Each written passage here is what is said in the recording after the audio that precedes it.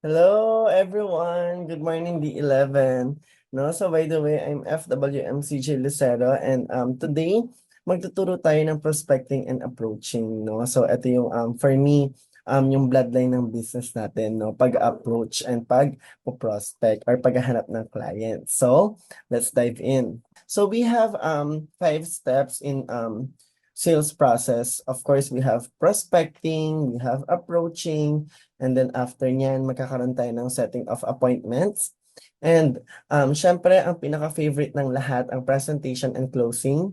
No? And then after that, dun pa lang talaga mag-start yung real work natin sa ating mga clients, which is dyan napapasok yung after sales service. No? So, let's start na sa prospecting. So, we have 3 steps. We have identify, list down, and categorize them. So, mag-start muna tayo sa identify. No? Who is within your market? So, sino ba yung mga current market na meron ka ngayon? You can start sa mga Facebook, sa Instagram, or sa hot and warm market mo, like family, friends, no? And of course, ano ba yung professions nila? So, i-identify natin sila individually. And after that, ngayon, ano na yung mga priorities nila? And syempre, no, after nating i-list down, dapat meron tayong notebook or tracker online. We can have Excel ng mga prospects natin, no, where we can list down the names and their professions, no. So para nandun din yung status, no. Na-approach ko na ba tong si ganito? Si ganito ba? Ano nang status niya? For presentation na ba siya? Or for closing na ba siya, no? So, mas madali, no? Pag nagpo-prospect pa lang tayo, alam na natin kaagad, no, yung status ni client. And of course, categorize them. Categorize them based on their income, their professions, and with how much you think they can save. No, so dito, syempre, pag nag-prospect tayo, feeling mo ba manifest 5 to, manifest 10, set for health. But syempre, it all boils down pag nag-client meeting na tayo or nag-presentation na kayo with your client. But dun sa categorize, dun pa lang, ina-identify niyo na siya. Ano kaya yung best um, product na masasuggest nyo with your client, no? So, yan yung prospecting. Ayan. So, daily list of prospect. Alam niyo ba yung KKK? Which is nasa screen naman, no?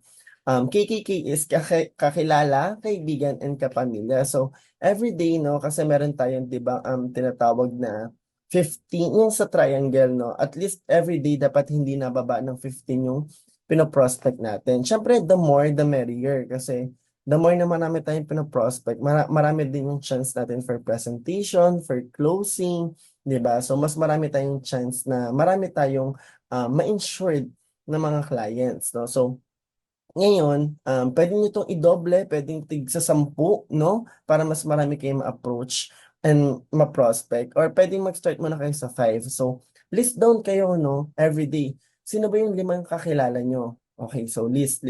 Pwede nyo rin i-excel, guys, no?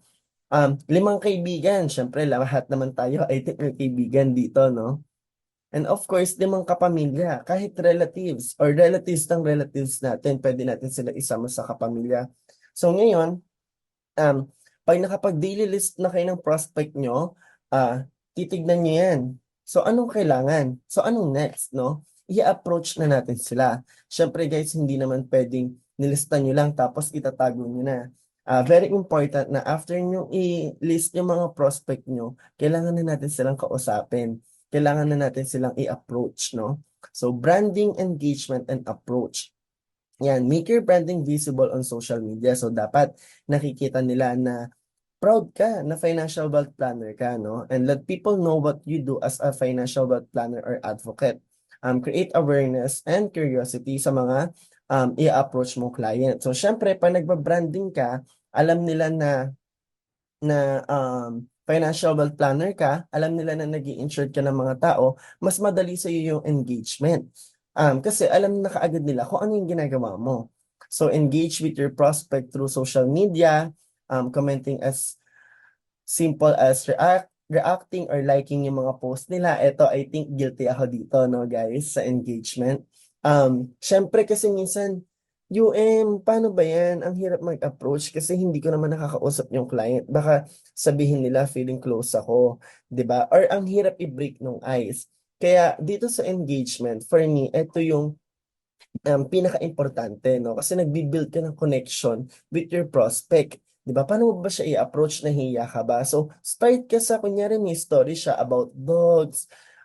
Ay, ang kita man ng dogs mo, favorite ko rin dogs kahit hindi ka naman mahilig sa dog, no? So, sa engagement, hahanap ka ng common connection with your target prospect, no? Or with your target client. And then, ayan, react-react ka. Kunyari, swimming sila or nag-outing, di ba? React, ay, saan yan? Ang ganda naman, no? And then doon kasi, binibuild mo yung small talks or like connection with your client. And then dito napapasok yung approach, no?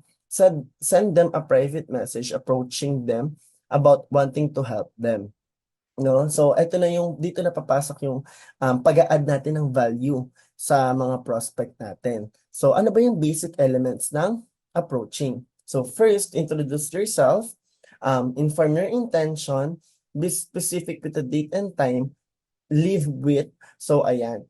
For me, for the approaching, ito yung make it or break it nung if matutuloy kayo sa presentation. Ito yung pinaka-importante kasi yung approaching pag pinakalala mo na yung sarili mo or nag-hi ka na sa client, no? Ito na yung part na dapat magme-make ka ng mark, no? So when introduce yourself, no, dapat be clear with your intention.